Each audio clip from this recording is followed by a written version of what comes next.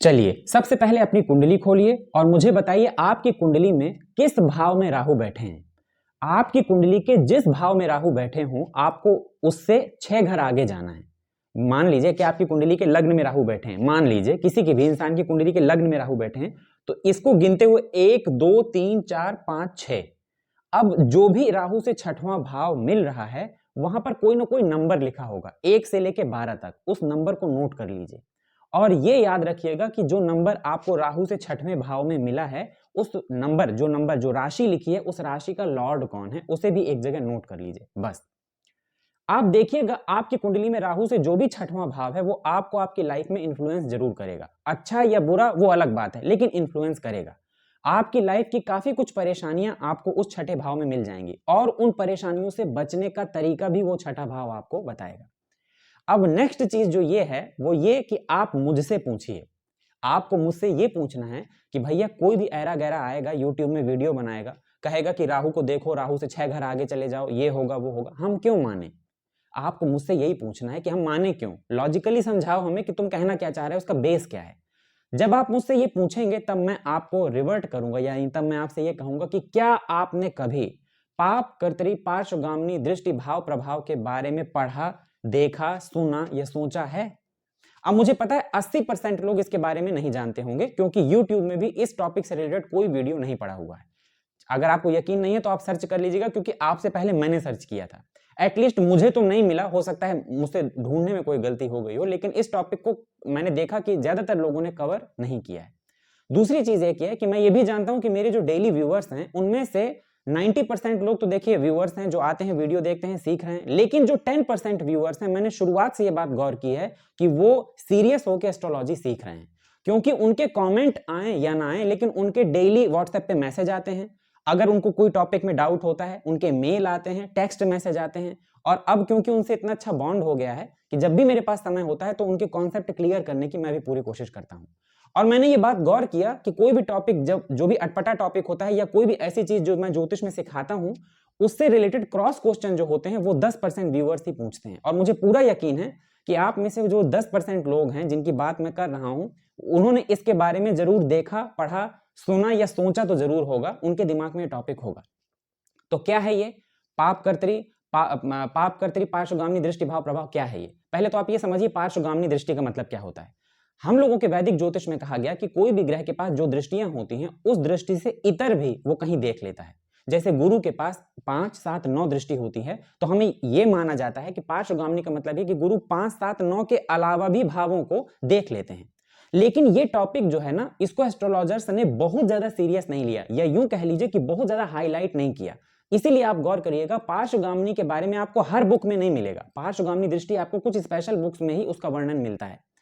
तो आप गौर करिएगा कि जब भी कोई ग्रह किसी भाव को देखता है, जैसे राहु जो है वो जहां बैठता है वहां से 5 7 9 देखता है, केतु जहां बैठता है वहां से 5 7 9 देखता है, इसी तरह गुरु भी 5 7 9 देखते हैं।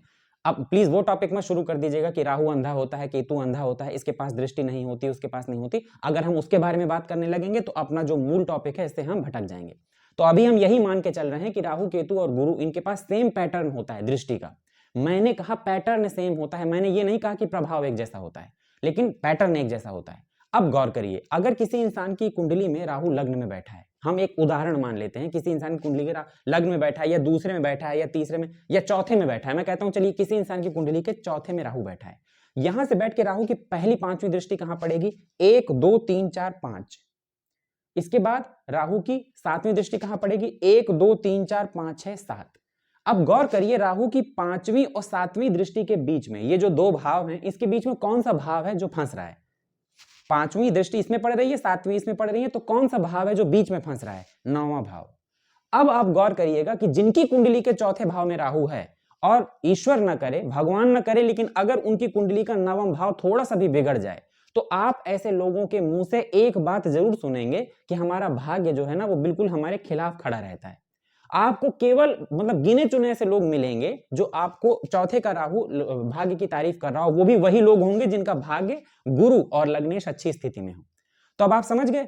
अब दूसरा क्वेश्चन जो आपको मुझसे पूछना है वो ये कि तुम कह रहे हो कि राहु जहां देखता है 5 और 7 के बीच में, 5 और 7 के बीच में एक भाव फंसता है, छठवां भाव, यही रीजन है कि मैंने शुरुआत में आपसे कहा कि राहु जहां बैठा हो उससे 6 घर आगे चले जाइए।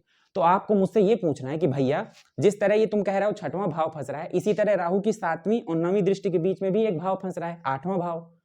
तो देखिए मैं आपसे कह रहा हूं कि वो टॉपिक इससे अलग है। ये राहु की जो 5वीं और 7वीं दृष्टि है ये इनिशिएटिव दृष्टि है, इनिशिएटिव एक्सपेक्ट है। इसके बीच में जो भाव फंसेगा उसका प्रभाव अलग होगा। 7वीं और 9वीं के बीच में जो 8वां भाव फंसेगा यानी 8 नंबर जहां जुड़ जाएगा उसका प्रभाव अलग होगा। अगर आपको ये टॉपिक समझ में आता है या आप कहते हैं कमेंट में तो मैं वाला टॉपिक भी आपके सामने वीडियो बनाकर ले आऊंगा। लेकिन अब मेरी बात को गौर से समझिएगा, मैं आपको हर एक भाव में बता रहा हूं और आप अब इसको रिलेट करिएगा खुद से या जिनको आप जानते हैं उनकी कुंडली में। हर इंसान की कुंडली में जहां पर भी राहु बैठा है उससे 6वां भाव आपको देख लेना है, उसकी राशि जो है वो नोट कर लेनी है। अब देखिए ये भाव आपको प्रभावित कैसे करता है। सबसे पहले अगर किसी इंसान की कुंडली के लग्न में राहु बैठा है तो राहु से 6वां भाव कौन सा हुआ? 1 2 3 4 5 6।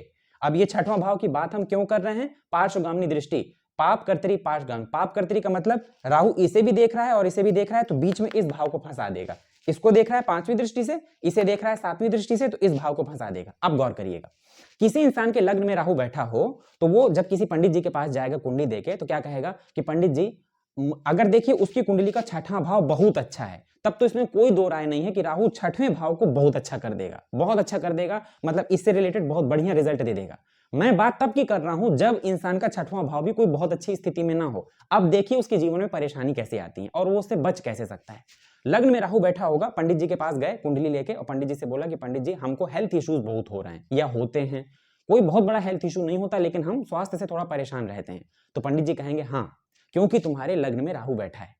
फिर वो कहेगा पंडित जी हमको फाइनेंस की बहुत दिक्कत रहती है, कई बार तो ऐसा होता है दूसरों से पैसा लेना पड़ता है, अगर पैसा ले लेते हैं वापस नहीं कर पाते या फाइनेंशियल क्राइसिस बनी रहती है।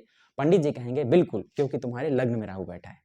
फिर वो कहेगा पंडित जी मैं दुश्मनों को ढूंढने नहीं जाता हूँ, दुश्मन मुझे ढूंढ लेते हैं, लोग पीठ पीछे बुराई करते हैं, मेरे गुप्त शत्रु हैं, यानी मेरे सामने कुछ और मेरे पीठ पीछे कुछ और बुराई करते हैं पीठ पीछे। पंडित जी कहेंगे बिल्कुल क्योंकि तुम्हारे लग्न में राहु बैठा है। अब देखिए मैं ये नहीं कह रहा हूं, काफी हद तक वो पंडित जी भी सही कह रहे हैं, लेकिन आप गौर करेंगे कि उस इंसान को जो जो प्रॉब्लम हो रही है वो सीधे सीधे 6वें भाव से कोरिलेट कर रही हैं। और पंडित जी ये देखना भूल गए कि उसके 6ठे भाव की स्थिति क्या है जो कि राहु के पाप कर्तरी के बीच में आ रही है। अब क्योंकि लग्न में राहु बैठा है तो सीधी सी बात है असमंजस की स्थिति ले आएगा, कंफ्यूज कर देगा, कई बार आपको हेडेक ले आएगा, आपको हेल्थ इश्यूज देने लगेगा, सही डिसीजन नहीं लेने देगा। वो सब कुछ ठीक है, मैं मना नहीं कर रहा हूं, लेकिन आप देखिएगा कि इसमें 6ठे भाव से जो भी नेगेटिव रिजल्ट होते हैं वो सारे इसमें इंक्लूडेड होंगे। और पंडित जी अगर नहीं समझ पाएंगे तो पंडित जी कहेंगे ये सब कुछ इसलिए हो रहा है क्योंकि तुम्हारा राहु खराब है। अगर इस राहु को ठीक करने के साथ साथ 6ठे भाव को ठीक कर दिया जाए या जो नैसर्गिक ग्रह का घर है ये बुध, उसको ठीक कर दिया जाए, आप देखेंगे कि 50 to 70% परेशानियां इंस्टेंट कम होती हुई आपको दिखाई देंगी। तो अगर ऐसी स्थिति है आपके साथ भी, आपके किसी परिचय वाले के साथ भी, तो उससे कहिए कि 6ठे भाव का जो नैसर्गिक शुभ ग्रह होता है, मतलब जिसका ये घर है बुध का, उसका उपाय करना शुरू कर दें और अपनी कुंडली में 6ठे भाव के लॉर्ड को देख लें उसके अकॉर्डिंग। क्योंकि 6ठे भाव का लॉर्ड है तो सीधी सी बात है जरूरी नहीं है कि कारक ही हो सकता है कि वो उसके लग्न में अकारक हो। तो किसी को अपनी चार्ट दिखाकर या अगर खुद सीख रहे हैं तो इतना समझकर जो भी उसके उपाय किए जा सकते हैं वो उपाय कर लें। और जैसे गणेश अथर्वशीर्ष हो गया या गणेश संकटनाशक स्तोत्र हो गया, गणेश जी के बीज मंत्र हो गए या गायत्री मंत्र हो गया, इसका जाप शुरू कर दें तो आप देखेंगे कि इंस्टेंट आपको यहाँ से अच्छे रिजल्ट दिखना शुरू हो जाएंगे। अब गौर करिएगा जिनकी कुंडली के 2nd हाउस में राहु बैठा होता है, 2nd हाउस से 6ठा घर गिनिए, 1 2 3 4 5 6, ये है 6ठा घर। हो क्यों रहा है? क्योंकि राहु की 5वीं दृष्टि पड़ रही है 6ठे भाव में और राहु की 9वीं दृष्टि पड़ रही है 8म भाव में। 8म और 6ठे के बीच में कौन सा भाव फंस रहा है? ये फंस रहा है। ये जैसे मैंने आपको शुरुआत में बताया था, पाप कर्तरी पार्श्वगामिनी दृष्टि भाव प्रभाव, ये शुभ कर्तरी भी हो सकता है। जब गुरु का वीडियो बनाऊंगा तो मैं आपको बताऊंगा। तो अब देखिएगा जिनके 2nd हाउस में राहु बैठा होता है 7। अब आप गौर करिएगा जिनकी कुंडली के 2nd हाउस में राहु होता है, ऐसे लोगों को कई बार अपने बिजनेस में बहुत लॉस होता है या उनका बिजनेस चल नहीं पाता या वो बिजनेस शुरू नहीं कर पाते, आइडिया सिर्फ उनके दिमाग में रहता है, वो उसको इनिशिएटिव नहीं ले पाते, उसको शुरू नहीं कर पाते। तो आप गौर करिएगा कि जिनके 2nd हाउस में राहु होता है, ये ऐसे लोग सिर्फ फाइनेंस की प्रॉब्लम नहीं करेंगे, वो अगर बिजनेस कर रहे होंगे तो उनको बिजनेस की प्रॉब्लम होगी, हो सकता है ट्रैवल वगैरह करने में उनको प्रॉब्लम हो सकता है कि उनके लाइफ पार्टनर की तबीयत ठीक ना रहती हो या लाइफ पार्टनर से उनकी ठीक ना बनती हो, मैरिड लाइफ में बहुत खराब स्थिति हो। कायदे से देखा जाए तो 2nd हाउस में बैठा राहु 7म भाव से तो कोई संबंध नहीं बना रहा ना, तो फिर मैरिड लाइफ क्यों खराब चल रही है या आपके लाइफ पार्टनर की हेल्थ में क्यों इश्यूज आ रहे हैं? क्योंकि राहु जो है वो इस भाव को पूरी तरह ब्लॉक कर रहा है। ये भाव जो 7th हाउस होता है ना, ये सेंटर पार्ट होता है हमारी कुंडली का। इसीलिए आप गौर करिएगा कि राहु अगर यहां पर बिगड़ कर बैठ जाए और ईश्वर न करे अगर 7th हाउस का लॉर्ड भी बिगड़ जाए, तब तो अपनी मैरिड लाइफ तबाह मानिए, अपने बिजनेस को लॉस में मानिए, पैसे की तंगी मानिए, प्रॉपर्टी वगैरह में भी आपको इन्वेस्ट करने में दिक्कत होगी या आप खरीद नहीं पाएंगे। और यही रीजन है कि 2nd हाउस में बैठे राहु वाला इंसान आपको एक चीज कहता हुआ नजर आएगा, अगर वो बिजनेस करता है, अटेंडम लॉस हो जाना या बिजनेस न चल पाना या बिजनेस में ग्रोथ न मिलना, लाइफ पार्टनर के साथ अनबन होना या लाइफ पार्टनर की हेल्थ में प्रॉब्लम होना, साझेदारी, जो पार्टनरशिप में बिजनेस करते हैं उसमें पार्टनर्स के बीच में अपना रुतबा न बना पाना या पार्टनर्स द्वारा ठगे जाना, इसकी स्थिति कई बार 2nd हाउस का राहु देता है। कायदे से अगर देखा जाए तो 2nd हाउस का 7th हाउस से कोई लेना देना नहीं है, राहु का खास तौर पे, क्योंकि राहु की दृष्टि नहीं पड़ रही, लेकिन वो इस भाव को ब्लॉक कर रहा है। अब आपकी कुंडली में अगर शुक्र और 7th हाउस का लॉर्ड इन दोनों की स्थिति ठीक हुई, तब काफी हद तक ये आपको, अगर आपके लग्न में कारक हुआ, सुन लीजिए पूरी बात, अगर आपके लग्न में कारक हुआ और यहां पर स्थिति ठीक हुई तो स्थितियां आपको बिल्कुल उलट दिखाई देंगी। यहां पर आपको काफी हद तक अपनी किस्मत से चीजों आपको अचीव होते हुए दिख जाएंगी। ठीक कैसे करना है? 7th हाउस जो होता है ये शुक्र का प्रॉपर घर होता है और 2nd हाउस देखा जाए ये भी शुक्र का प्रॉपर घर होता है। तो आप पूरे उपाय शुक्र के करना शुरू कर दीजिए। देखिए, हर इंसान एक देव आराधना करता है और एक शक्ति की आराधना करता है। पहले आप शक्ति चुन लीजिए कि आप कौन से देवी जी की पूजा करते हैं। अपनी कुल देवी की पूजा करते हैं, बहुत अच्छा। नहीं करते तो चुन लीजिए या अपना आप पूछ लीजिए अपने घर में जो भी आपके परिवार के लोग पूजा करते चले आ रहे हो, उन देवी जी को, उन शक्ति को आप पकड़ लीजिए, पहली चीज। दूसरी चीज ये, कभी भी अपनी लाइफ में 2nd हाउस में राहु हो और 8th हाउस में राहु हो, कभी भी स्त्रियों का, जो भी फीमेल्स होती है उनका अपमान न कीजिए। उनकी 4 बातें सुन लीजिए, चुप हो जाइए, लेकिन खुद कुछ मत बोलिए। हमेशा लेडीज का जो है सम्मान करिए, साफ सुथरे रहिए और जो भी शुक्र के उपाय होते हैं, देवी जी शक्ति की आराधना जो होती है उसे आप ढूंढ लीजिए। मैंने अपने पुराने वीडियो में भी कई बार ये चीजें बताई हैं, उनके उपाय करना शुरू कर दीजिए। आप देखेंगे कि इंस्टेंट आपको फाइनेंशियल प्रॉब्लम सही हो जाएगी, आपकी हेल्थ इश्यूज अगर आपको हो रहे हैं वो ठीक हो जाएंगे, फालतू की अड़चने जो आपके जीवन में आ रही हैं वो ठीक हो जाएंगी।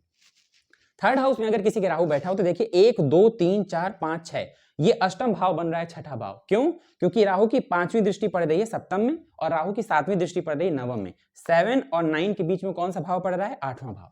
अब आपने देखा होगा जिन लोगों की कुंडली के तीसरे भाव में राहु बैठा होता है, ऐसे लोगों को बहुत वो बोला जाता है पराक्रमी, क्योंकि मतलब बहुत मेहनती होते हैं, आउटडोर के बहुत सारे काम कर लेते हैं, एक साथ कई सारी चीजें हैंडल कर लेते हैं। ऐसे लोग बहुत जो है स्ट्रिक्ट नहीं, मतलब स्ट्रिक्ट गलत शब्द हो जाएगा, चीजों को बहुत ज्यादा सीरियस नहीं लेते। जैसे अगर इनके साथ कोई प्रॉब्लम हो गई या कोई परेशानी आ गई तो उसको लेकर कोई बहुत बड़ा इशू नहीं बनाएंगे। हाँ ठीक है, चलो चल रहा है। कोई हेल्थ इशू हो गया, हाँ चलो ठीक है, तबीयत खराब थी, दवा खा लूंगा, ठीक हो जाएगा। कोई परेशानी आ गई, हाँ चलो ठीक है, अब आ तो गई है परेशानी, इनसे लड़ना ही है। इनके अंदर हिम्मत बहुत होती है, बहुत हिम्मत होती है। लेकिन आपने गौर किया है, जिन जिन लोगों की कुंडली के तीसरे भाव में राहु बैठा होता है, ऐसे लोगों की लाइफ में फ्लक्चुएशंस बहुत आते हैं। मतलब अचानक से ऐसी परेशानी सामने आके खड़ी हो जाएगी जो उस बेचारे ने सपने में भी नहीं सोची होगी, लेकिन लड़ना उसी को पड़ेगा और उसको कहीं से मदद नहीं मिलेगी, खास तौर पे उसके भाग्य से। तीसरे भाव में बैठा राहु भाग्य का सपोर्ट नहीं लेने देता। आप 100 लोगों की कुंडली उठाइए जिनके कुंडली के तीसरे भाव में राहु बैठा हो, तो 100 में से आपको मुश्किल से 3-4 लोग ऐसे मिलेंगे जो कहेंगे भैया हमारा भाग्य बहुत अच्छा है, खूब सपोर्ट मिल रहा है। आपको 95 से 97 लोग ये कहते हुए दिखाई देंगे कि भैया भाग्य के भरोसे हमको बैठना ही नहीं है, क्योंकि हमें मालूम है हमारा भाग्य साथ नहीं देगा। तो जब तीसरे भाव में राहु बैठा है तो इंसान मेहनती है, पराक्रमी है, सब चीजें हैंडल करना जानता है, उसका कम्युनिकेशन लेवल बहुत अच्छा है, लोगों से बातचीत कर लेता है, उसका फ्रेंड सर्किल या कम्युनिकेशन सर्किल बहुत अच्छा है, आउटिंग के काम जो होते हैं यानी फील्ड वर्क जो होता है बहुत अच्छे से जानता है, मैनेजमेंट बहुत अच्छे से जानता है, लीड कर सकता है। फिर भी इसके बावजूद आप देखिएगा वो आपको दर दर की ठोकरें खाता या ये कह लीजिए कि जबरदस्त मेहनत करता, संघर्ष करता ही मिलेगा अपनी लाइफ में। फ्लक्चुएशंस का मतलब ये होता है कि हम पूरी मेहनत कर रहे हैं कि अब लाइफ एक ठर्रे पे आ जाए कि आराम से चले, वो चीज उसकी लाइफ में उसको नहीं मिल पाती। इसके अलावा उसको हेल्थ इश्यूज होते हैं जिसको वो नजरअंदाज करता है, फाइनेंशियल इशू होते हैं जिसको भी वो नजरअंदाज करता है, उसकी लाइफ में बड़ी से बड़ी परेशानी आ जाती है, लेकिन फिर भी वो किसी के सामने जाके नहीं रोता, अकेले में खुद को समझा लेता है और ये मान के चलता है कि यही मेरा किस्मत है, यही मेरी नियति है और मैं इससे लड़ता रहूंगा। तो भीख नहीं मांगेगा किसी से, लड़ता रहेगा। लेकिन अगर वो एट अ टाइम अपनी कुंडली के 8th हाउस को ठीक कर ले, और जब भी बात 8th हाउस के ठीक होने की आती है, मैंने हमेशा कहा है बहुत सोच समझ के इस भाव को ठीक करिएगा। आजकल जो ये फालतू की चीजें चल रही है ना इंटरनेट में कि 8th हाउस में जो लॉर्ड बैठा हो उसके मंत्र जपने लगो, 8th हाउस को जागृत कर लो, भूल के भी ये गलती मत करिएगा। ये ऐसा भाव होता है ना, ये अच्छों की समझ में नहीं आता। अगर ये एक बार जागृत हो गया या जागृत होने की पोजीशन में आ गया, आप इसकी एनर्जी को झेल नहीं पाएंगे, फिर ना तो आप चीजें ठीक कर पाएंगे और ना आप आगे बढ़ पाएंगे। लेकिन अष्टम भाव क्योंकि मंगल का प्रॉपर अपना घर होता है, और अगर गुरु आपकी कुंडली में अच्छे स्ट्रांग हो जाएं तो वो यहाँ के नेगेटिव प्रभाव को खत्म कर देते हैं, चाहे वो कहीं पर भी बैठे हों। यहाँ के वो नेगेटिव प्रभाव को खत्म कर देते हैं, आपकी लाइफ को स्थिर कर देते हैं, बैलेंस कर देते हैं। और दूसरे शनि को धीमा चलने वाला लेकिन सबसे ज्यादा देने वाला प्लेनेट कहा जाता है। बिल्कुल अपोजिट, शनि को जो दुख का कारक कहा जाता है, लेकिन जब सुख देते हैं तो फिर ऐसा देते हैं जो एक्चुअल रूप में सुख होता है। ये शुक्र वाला सुख नहीं कि पैसा जेब में आ गया तो सुख, पैसा जेब से गया तो दुख, ये वाला नहीं, वो प्रॉपर वाला सुख देते हैं। तो 2-3 चीजें कर लीजिए। एक, अपनी कुंडली में शनि को देख लीजिए, कारक है तो अच्छे से उपाय कर लीजिए। गुरु के उपाय के लिए मैंने एक चीज हमेशा से बताई है, आज भी वही कह रहा हूं, विष्णु सहस्त्र नाम। इससे अच्छा उपाय नहीं है कोई दूसरा, करके देख लीजिए, पहले दिन से आपको आराम मिलना शुरू हो जाएगा। लेकिन अगर आपकी कुंडली के तीसरे भाव में राहु है तो ये जरूर चेक कर लीजिए कि आपके राहु आपके लग्न में कारक हैं या कारक नहीं। चौथे भाव में अगर किसी के राहु बैठे हो तो जैसा मैंने आपसे बताया 1, 2, 3, 4, 5, 6, यहां पे छठवां भाव हो जाएगा आपका भाग्य भाव। यही रीजन है, चौथे भाव में राहु बैठेगा तो मानसिक अशांति दे देगा, परिवार में कलह दे देगा, और परिवार वालों से अब जो रिस्पेक्ट मिलनी चाहिए घर में, कुटुंब यानी परिवार में, वो नहीं मिलती। मतलब इंसान सब कुछ कर रहा है लेकिन फिर भी उसके आसपास के लोग, या ये कह लीजिए कि उसके जो दोस्त हैं या उसके जो अपने रिश्तेदार हैं, वो भी उसको वैल्यू नहीं दे रहे हैं या रिस्पेक्ट नहीं दे रहे हैं, या यूं कह लीजिए सिर्फ इस्तेमाल कर रहे हैं। तो एक तो उसकी ये प्रॉब्लम हो गई, ऊपर से मानसिक अशांत हो गया, बोले या ना बोले किसी से लेकिन मानसिक अशांत हो गया। और तीसरा सबसे बड़ी चीज होगी भाग्य का साथ ना मिलना। इसीलिए आपने देखा होगा कि ऐसे लोग जिनकी कुंडली के चौथे भाव में राहु बैठे इजीली यूज हो जाते हैं। इनको दूसरे लोग यूज करके इनके कंधे में पैर रख के ऊपर चले जाते हैं और ये वहीं खड़े रह जाते हैं। इनको भाग्य का सपोर्ट उतना ही मिलता है जितना कह लीजिए कि मतलब ना के बराबर, मतलब नहीं ही मिलता, ऐसा मान के चलिए। गिने चुने कुछ लोग होंगे जिनकी कुंडली में 9th हाउस में, अगर 4th हाउस में राहु है तो 9th का सपोर्ट मिले। अब अगर ऐसी स्थिति है तो फौरन पहले अपने 9th हाउस को अच्छे से देख लीजिए कि आपके 9th हाउस में कहीं ऐसा तो नहीं है कि मतलब कोई बहुत अच्छा प्लेनेट बैठा हो, गुरु की दृष्टि हो, क्योंकि अगर ऐसा है तो फिर बहुत अच्छा है। चौथे का राहु मटेरियलिस्टिक चीजें देने के लिए जाना जाता है, कारक हो जाए, शुभ स्थिति में हो जाए तो मटेरियलिस्टिक चीजें दे देता है। लेकिन अगर खराब हो जाए, और ईश्वर न करे 9th हाउस भी खराब हो जाए, तो ये मान के चलिए सुनने में थोड़ा खराब लगेगा, लेकिन 70 to 80% जिंदगी जो होती है ना, जीवन, वो बिल्कुल ऐसा लगता है कभी कभी निराधार हो गया। वैसे भी ऐसे इंसान को फिर घर से भागने का मन करता है कि सब छोड़ छाड़ के कहीं चला जाया जाए, शांति से जाके कहीं बैठा जाए। तो ये स्थिति थोड़ा देखने के लिए आ जाती है। 9th हाउस को मजबूत करना है, देवगुरु बृहस्पति को अच्छा करना है, खुश करना है, विष्णु सहस्त्र नाम या विष्णु जी की आराधना। मैं देखिए, कई लोग मुझसे ये कहते हैं आप विष्णु सहस्त्र नाम में इतना जोर क्यों देते हैं, इतना दबाव क्यों बनाते हैं कि विष्णु सहस्त्र नाम, विष्णु सहस्त्र। मैंने इसके देखे हैं रिजल्ट, खुद भी करके और दूसरों को भी करके, इसलिए मैं आपसे बार बार ये चीज कह रहा हूं कि आप एक बार करके देखिए। और अगर आपको ऐसा लगता है ना कि विष्णु सहस्त्र नाम को मैं कोई बहुत बड़ा उपाय मानता हूं, तो बिल्कुल सही सोच रहे हैं आप, मैं इसको बहुत बड़ा उपाय मानता हूं। मैं मानता हूं कि इसके आगे फिर कोई दूसरा उपाय इसके बराबर का नहीं है। यही रीजन है कि मैं आपको बृहस्पति के लिए, या अगर कोई भी 3-4 ग्रह एक साथ खराब हो जाए तो विष्णु सहस्त्र नाम की मैं आपको सलाह देता हूं। एक बार आप खुद करिए, आप खुद दूसरों को ये कहते हुए नजर आएंगे कि भैया तुम भी करो, इससे बहुत सारी चीजें से ठीक होती हैं, पूरा जीवन इससे अच्छा हो जाता है। तो विष्णु सहस्त्र नाम एक चीज पकड़ लीजिए, और पंचमुखी हनुमान जी का मंदिर अगर आपके आसपास हो तो वहां चले जाया करिए। जो अष्टम भाव के लिए मैंने आपसे बताया था ना, अगर राहु आपके तीसरे में बैठा हो तो भी पंचमुखी हनुमान जी के दर्शन करना बहुत अच्छा माना जाता है। जिनकी कुंडली के पंचम भाव में राहु बैठे हो तो देखिए 1, 2, 3, 4, 5, 6, राहु की 5वीं दृष्टि पड़ेगी नवम में, 7वीं पड़ेगी एकादश में, बीच में फंसेगा दशम भाव। पंचम भाव में जब राहु बैठता है तो ऐसा इंसान धोखा देने वाला भी होता है, धोखा खाने वाला भी होता है। डिपेंड करता है राहु की स्थिति। अच्छी स्थिति हुई तो धोखा देने वाला होगा, खराब स्थिति हुई तो धोखा खाने वाला होगा, और मल्टीपल होगा। मतलब धोखा देगा भी तो मल्टीपल लोगों को दे देगा, और जब धोखा खाएगा तो भी मल्टीपल लोगों से धोखा खाएगा। हेल्थ में इश्यूज होंगे, और जहां पर ये जाएगा कि मैं जाऊं यहां से मुझे प्रॉफिट मिल जाएगा, वहीं पे अपना नुकसान करा के आएगा। दशम भाव में राहु, जो ये छठवां भाव दशम भाव पड़ रहा है, जो इसके पाप कर्तरी दृष्टि के बीच में फंस रहा है, आप देखेंगे कि ऐसा इंसान चाहे जितना टैलेंटेड हो, मल्टी टैलेंटेड हो, उसके अंदर खूब कार्य करने की क्षमता हो, उसकी बहुत इंटेलिजेंट हो, या बहुत अच्छा काम करने की योग्यता हो, फिर भी उसको समाज में या सोसाइटी में रिस्पेक्ट नहीं मिलती। कई बार ऐसा इंसान जिनके 5th हाउस में राहु है, ऐसे लोग फेमस नहीं होते, नटोरियस हो जाते हैं। मतलब ऐसे लोगों के बारे में लोगों को जो मालूम चलता है वो अच्छी चीजें नहीं, कुछ खराब चीजें पता चलती हैं। तो 5th हाउस में जब राहु बैठता है, मेक श्योर कि ये राहु आपके लग्न में कारक हो, और सेकंड चीज आपकी कुंडली में शनि की स्थिति अच्छी हो, क्योंकि 10th हाउस के कारक ग्रह जो होते हैं वो शनि होते हैं, एक शनि, एक मंगल और एक सूर्य। तो आप तीनों ग्रहों की बैक टू बैक स्थिति देख लीजिए। अगर तीनों ग्रह आपकी कुंडली में ठीक हैं तो आपको बहुत परेशान होने की जरूरत नहीं है, लेकिन अगर ठीक नहीं है तो फौरन अपनी कुंडली के 5th हाउस के राहु को ठीक करिए। 5th हाउस में राहु का बैठना आपके पुनर्जन्म की कुछ चीजों को दिखाता है। मेक श्योर कि राहु यहाँ पर अच्छी स्थिति में हो, क्योंकि अगर खराब स्थिति में हुए देन ये बात कंफर्म है कि आप बहुत सारा कर्ज लेके आए हैं जो आपको इस जन्म में चुकता करना पड़ेगा। कहने का मतलब ये कि पंचम भाव का राहु इंसान को मल्टी टैलेंटेड बना देता है, बहुत इंटेलिजेंट बना देता है, किसी भी टाइप की सिचुएशन को हैंडल करने वाला बना देता है, हाजिर जवाब बना देता है, सेंस ऑफ ह्यूमर बहुत अच्छा दे देता है, शॉर्टकट से पैसा कमाने वाला बना देता है। शर्त बस इतनी है कि उसकी स्थिति यहाँ पर क्या होनी चाहिए, ठीक होनी चाहिए, क्योंकि अगर स्थिति उसकी खराब हुई तो वो एक साथ इन दोनों घरों को क्या कर देगा, खराब कर देगा। अगर ऐसी स्थिति आपकी कुंडली में बन रही है देन शनि, मंगल और सूर्य, इन तीनों की स्थितियों को देख लीजिए। सूर्य को अर्घ देने से ये जो दशम भाव में राहु के मतलब छठवां भाव पड़ रहा है, जो राहु के पाप मध्यत्व वाला भाव पड़ रहा है, इसके जो दुष्प्रभाव होते हैं, खराब रिजल्ट होते हैं, वो कम हो जाते हैं। छठे भाव में राहु को कारक कहा जाता है, लेकिन गौर करिएगा 1 2 3 4 5 6 जब भी छठे भाव में राहु होगा तो आप देखिएगा लोग कह देंगे शत्रुहंता है, ये तो कुछ भी कर सकता है, या इसके पास तो बहुत कुछ होगा, ये अरबपति बनेगा, करोड़पति बनेगा। ये भाव फंस रहा है। देखिए 1 2 3 4 5 6 11th हाउस, अर्निंग की प्रॉब्लम यहां पर राहु आपको दे देता है। अगर आपके 11th हाउस का लॉर्ड कमजोर हो जाए तब तो फिर कहना ही नहीं है, ये आपको फाइनेंशियली बहुत परेशान कर देगा। अब क्योंकि खुद छठे में बैठा है, जब अच्छा होता है तो दुश्मनों के ऊपर हावी कर देता है, आपको कर्जे चुकता करवा देता है, बीमारियां नहीं लगने देता, और जब खराब होता है तो दोनों साइड से आपको लपेट लेगा। एक तो यहाँ पे आपको हेल्थ इश्यूज देने लगेगा, फाइनेंशियल क्राइसिस दे देगा, और जिन लोगों से आपका कोई लेना देना नहीं है वही पीठ पीछे बुराई करने लगेंगे या आपको परेशान करने लगेंगे। और दूसरी चीज, आपकी इनकम को करने लगेगा ब्लॉक। आप इनकम के लिए जितने रास्ते खोजेंगे, हो सकता है ये उतने ही रास्तों को क्या करने लगे, ब्लॉक करने लगे।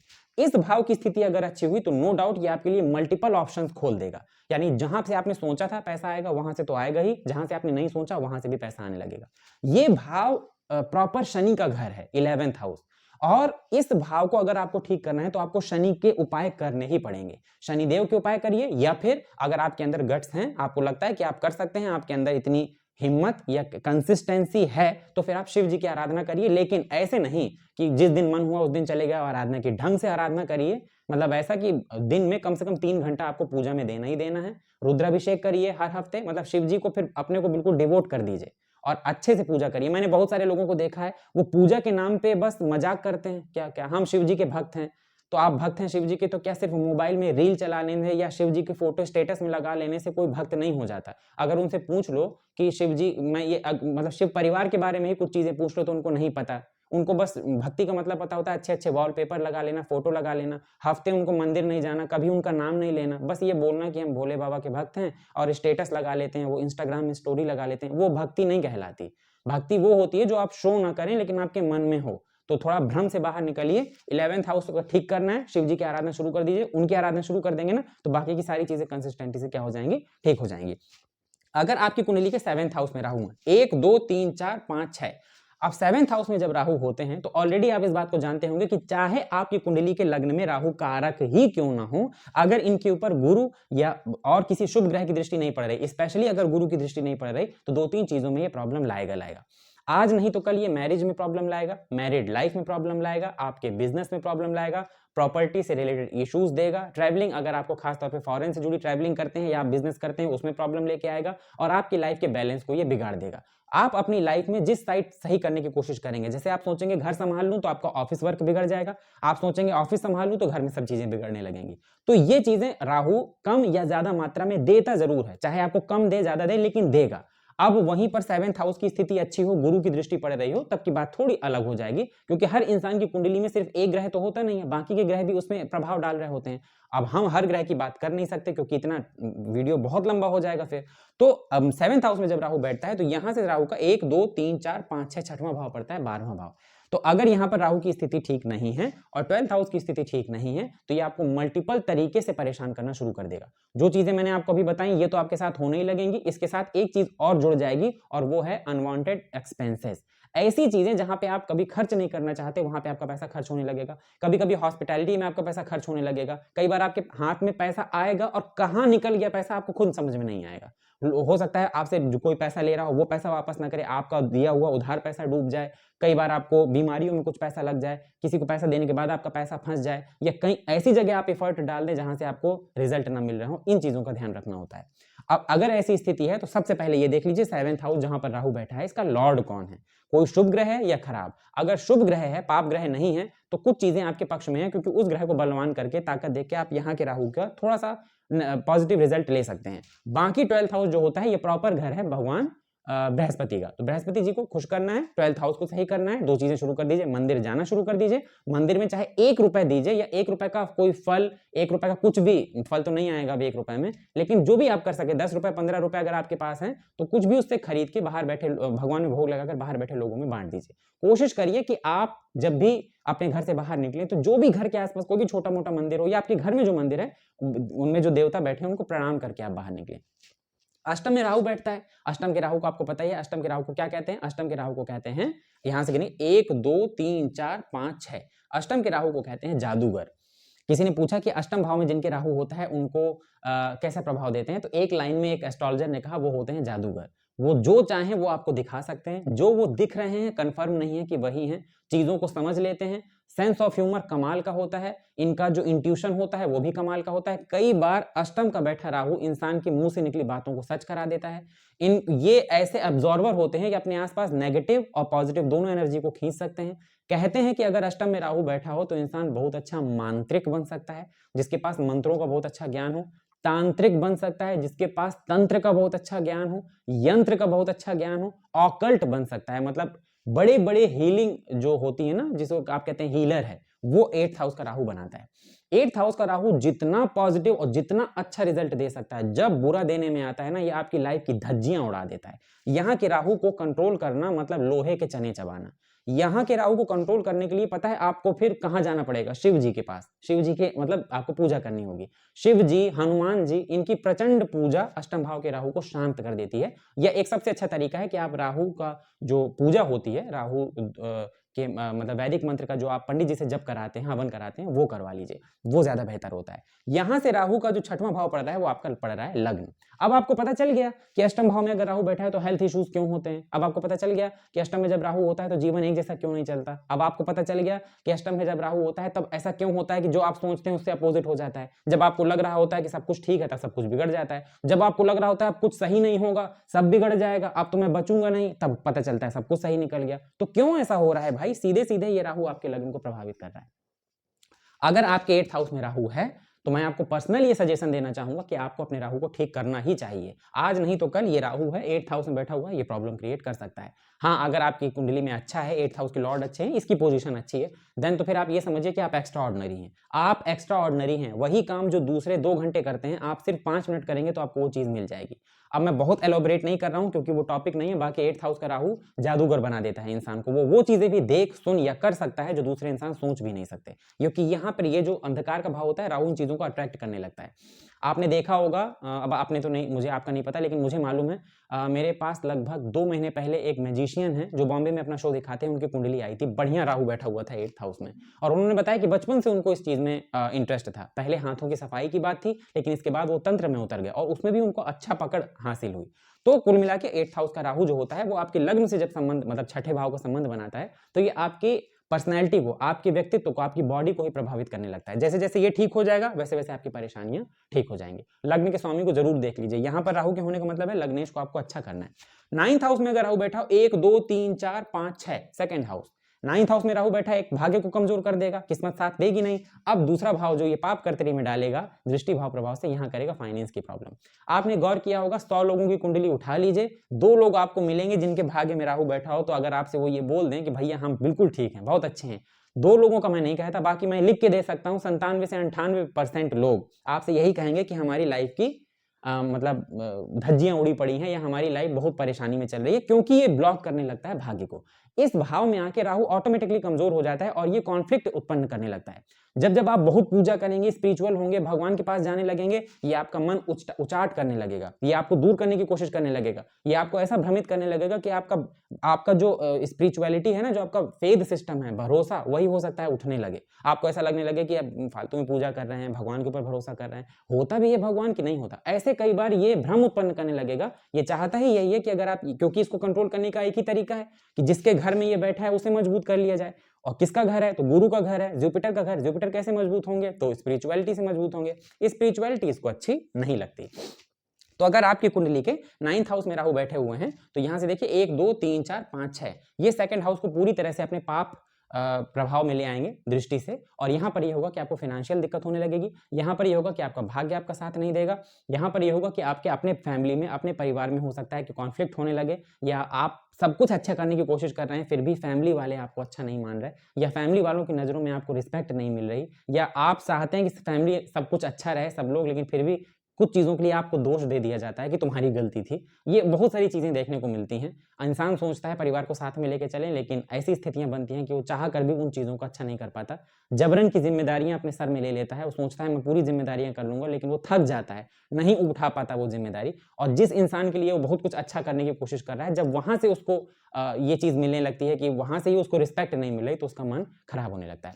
सेकंड हाउस का लॉर्ड अगर खराब हुआ, स्थिति और खराब हो जाएंगी, फाइनेंशियल क्राइसिस और देखना पड़ेगा, परिवार में प्रॉब्लम और देखनी पड़ेंगी, छोटी-मोटी प्रॉपर्टी नहीं खरीद पाएंगे, ज्वेलरीज वगैरह अगर खरीदने की कोशिश कर रहे हैं या इस तरह में इन्वेस्ट कर रहे हैं, वहाँ पे प्रॉब्लम हो सकती है, धोखा हो सकता है, या हो सकता है आप खरीद ही ना पाएं, वगैरह वगैरह। तो यहाँ पर 2 काम करने हैं, एक है आपके गुरु, एक है आपके शुक्र। बढ़िया आप पूजा शुरू कीजिए एक विष्णु सहस्त्र नाम की, और शुक्र के लिए आप जो भी शक्ति देवी जी की पूजा करते हैं, मैंने कहा ना आप एक देव की पूजा करते हैं और एक शक्ति की, जो भी आप शक्ति आराधना करते हैं उनके स्तोत्र या मंत्र करना शुरू कर दीजिए, ठीक हो जाएगा। 10th हाउस में अगर राहु बैठा हो, 1 2 3 4 5 6, अब देखिए 10वें जब दशम भाव में राहु बैठता है, तो हमारे यहाँ क्या है कि एक बहुत मतलब अच्छा एक मैं क्या कहूँ कि एक मतलब लाइन बना दी गई है। मतलब मुझे इस बात को सुन के बड़ा आश्चर्य होता है कि दशम भाव में राहु बैठा है, जिसे आप पूछेंगे भाई दशम में राहु बैठा है, ये आपको बहुत सफलता देगा, राजनीति में उच्च पदों तक ले जाएगा, केवल ऊंचे अधिकारियों के दशम भाव में राहु होता है, राहु ये राहु वो, मतलब ऐसा लगता है दशम में राहु बैठ नहीं गया, मतलब ये तो इसके राजयोग बन गया, अब यहाँ पर राहु कभी नेगेटिव दे ही नहीं पाएगा।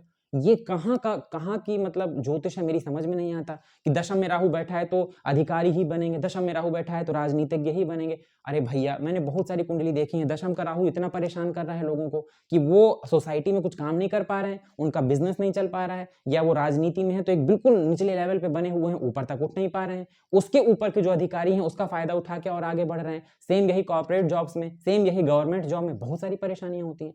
किसी भी एक चीज को आपने पढ़ लिया, बस उस पढ़ के याद कर लिया, रट्टा मार लिया, अब आप हर कुंडली में वही अप्लाई कर रहे हैं, ये मेरे हिसाब से सही नहीं है। मैं ये नहीं कह रहा हूं मुझे बहुत नॉलेज है, मैंने तो आपसे कई बार कहा है कि इस दुनिया के पूरे एस्ट्रोलॉजर्स को एक लाइन में खड़ा कर दीजिए, जिस एस्ट्रोलॉजर को सबसे कम नॉलेज होगी वो मैं ही निकलूंगा। लेकिन मेरा ये मानना है कि कोई भी एक चीज आपने पढ़ लिया, लाइन को याद कर लिया, हर कुंडली में आप उसको आंख बंद करके अप्लाई कर रहे हैं, मेरे हिसाब से ये सभी चीजों के लिए तो बिल्कुल ठीक नहीं है। जब दशम में आपके राहु बैठता है, तब राहु अगर आपकी कुंडली में शुभ है और खास तौर पे दशम भाव में फिर किसी शुभ ग्रह का प्रभाव ना हो, तब ये अपने अच्छे रिजल्ट आपको दे पाता है। अगर यहां पर कोई शुभ ग्रह हो जाए तो राहु अपने साथ उसको भी डुबो देता है। और देखिए 1 2 3 4 5 6, जब दशम में राहु बैठेगा तीसरे को प्रभावित करेगा, छठा भाव आएगा। अब आप समझ गए इस बात को कि जिनके दशम में राहु होता है वो क्यों जाके पंडित जी से बोलते हैं कि पंडित जी हमारी कुंडली में भी दशम भाव में राहु है, हम भी पंडित जी बहुत मेहनती हैं, बहुत मेहनत करते हैं, लेकिन हम तो वहीं खड़े हैं जहां हम थे।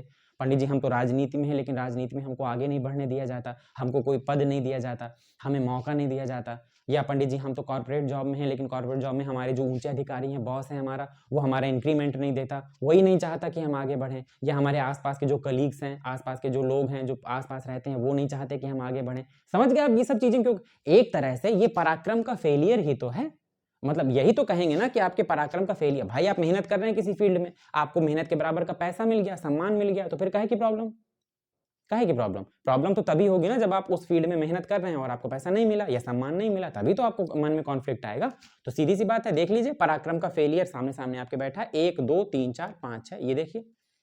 अब यही राहु आपके 11th हाउस में बैठ जाए तो कई लोगों को देखिएगा 11th में राहु बैठा है, तुम्हारे पास तो मनमाना पैसा होगा, बहुत कम उम्र से ही तुम करोड़पति हो जाओगे, अरबपति हो जाओगे। मुझे भी बहुत सारे लोग मिले जो फाइनेंस के लिए बहुत परेशान थे, और जब 11th हाउस में राहु का या 11th हाउस के लॉर्ड का उपाय करवाया तो लाइफ खूब अच्छी हो गई। तो फिर मैं इसे क्या मानूं? खैर यहां से देखिए 1 2 3 4 5 6 ये आता है चौथा भाव। 11th है आपकी अर्निंग, 4th है आपका सुख, खास तौर पे मानसिक सुख और मटेरियलिस्टिक सुख, दोनों को करने लगेगा ब्लॉक।